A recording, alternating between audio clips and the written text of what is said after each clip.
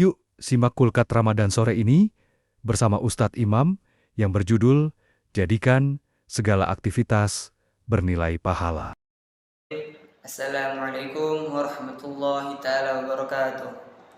Innal hamdalillah nahmaduhu wa nasta'inu wa nastaghfir wa na'udzu billahi min sururi anfusina wa min sayyiati a'malina may yahdihillahu fala mudilla lahu wa may yudlilhu fala hadiyalah. Asyhadu an la ilaha illallah wahdahu la syarikalah wa asyhadu anna Muhammadan abduhu wa rasuluh. Amma ba'du.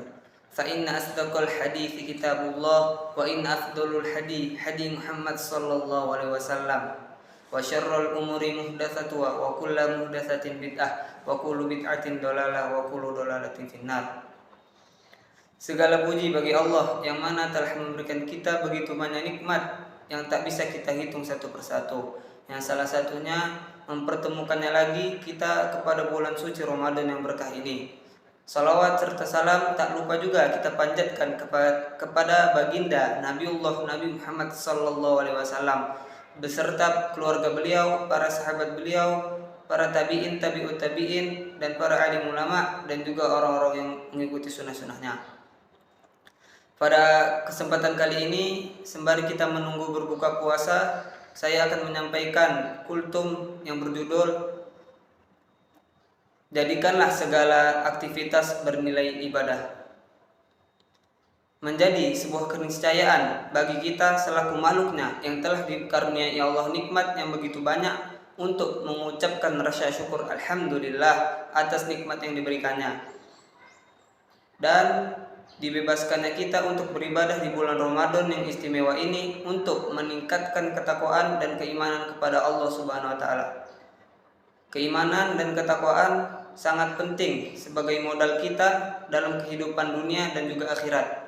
Hal ini dipertegas dalam Quran surat Al-Baqarah ayat 197 yang berbunyi A'udzubillahi minasyaitonirrajim wa tazawwadu fa inna khairaz zadi taqwa wattaquni ya ulil albab, yang artinya dan berbekallah dan sesungguhnya sebaik-baik bekal adalah takwa, dan bertakwalah kepada aku hai orang-orang yang berakal.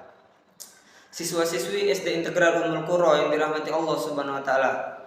Upaya kita dalam meningkatkan ketakwaan kepada Allah Subhanahu wa taala dapat diwujudkan dengan senantiasa menyadari bahwa Allah lah yang paling berkuasa atas kehidupan kita.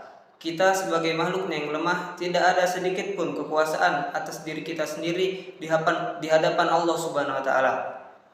Segala sesuatu yang ada di alam semesta ini telah ditentukan oleh Allah Subhanahu wa taala.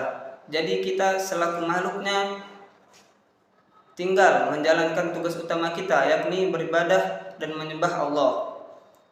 Allah Subhanahu wa taala berfirman, yang berbunyi A'udzubillahi minasyaitonirrajim wa ma khalaqatul jinna wal insana illa liya'budun, yang artinya tidaklah kuciptakan jin dan manusia melainkan agar mereka beribadah kepadaku.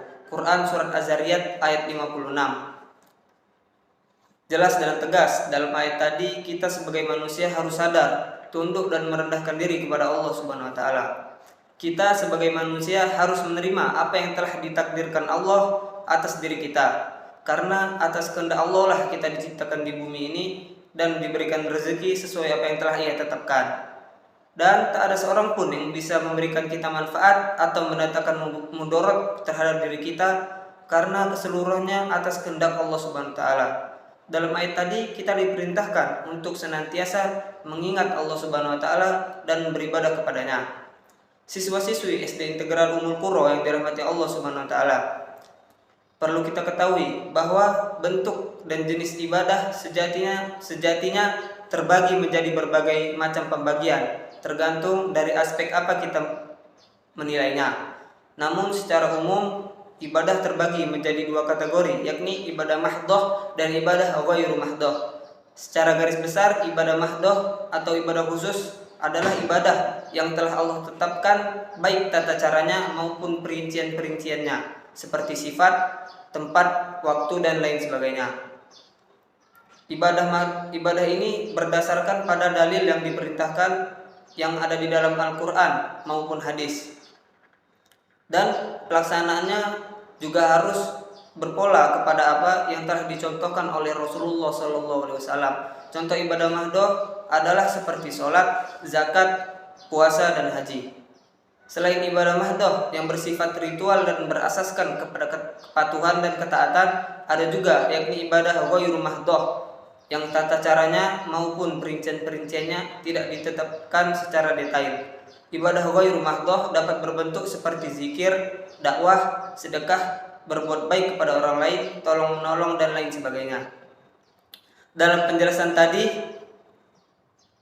kita bisa menilai bahwa cakupan ibadah di dunia ini sangatlah luas.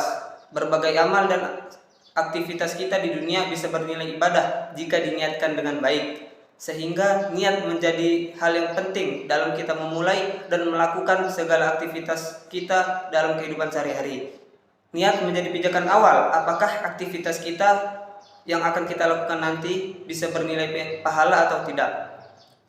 Rasulullah SAW bersabda dalam hadis riwayat muttafaqun alaih yang berbunyi innamal a'malu binniyat wa innamal likulli imri'in ma nawa, yang artinya sesungguhnya setiap amalan pastilah disertai dengan niat dan setiap pelaku amalan hanyalah mendapatkan apa yang ia niatkan. Oleh karena itu, pada kesempatan yang mulia ini, marilah kita bersama-sama untuk menata niat dengan baik dalam menjalankan aktivitas kehidupan di dunia ini agar senantiasa memiliki nilai ibadah. Termasuk aktivitas kita menuntut ilmu di sekolah maupun madrasah harus diniatkan untuk ibadah. Jangan sampai kita menuntut ilmu hanya untuk mendapatkan materi belaka, sehingga kita lupa tugas utama kita, yakni beribadah kepada Allah Subhanahu wa taala. Cukup sekian yang bisa saya sampaikan. Jika ada kesalahan kata maupun penyampaian, mohon dimaafkan karena kesalahan datang dari diri saya sendiri, dan jika ada kebenaran murni datangnya dari Allah Subhanahu wa taala.